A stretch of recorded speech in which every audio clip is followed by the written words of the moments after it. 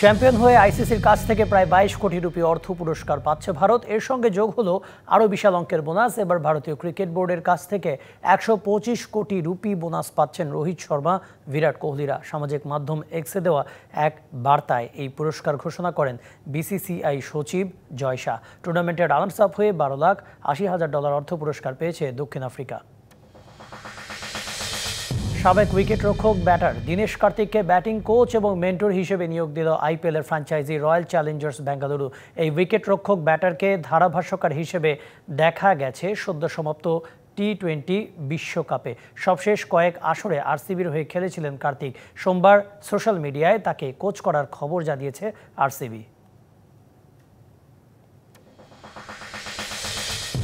চলমান কোপা আমেরিকায় এক ম্যাচের জন্য নিষিদ্ধ হলেন মার্সেলো বিয়েলসা। মূলত দেরি করে মাঠে প্রবেশ করায় শাস্তি পেলেন উরুগুয়ের এই কোচ। নিষেধাজ্ঞার কারণে যুক্তরাষ্ট্রের বিপক্ষে ম্যাচে উরুগুয়ের ডাগ আউটে দাঁড়াতে পারবেন না বিয়েলসা। এমনকি দলের সংবাদ সম্মেলনেও আসতে পারবেন না তিনি। সঙ্গে উরুগুয়ে ফুটবল অ্যাসোসিয়েশনকে $15,000 জরিমানাও করা হয়েছে।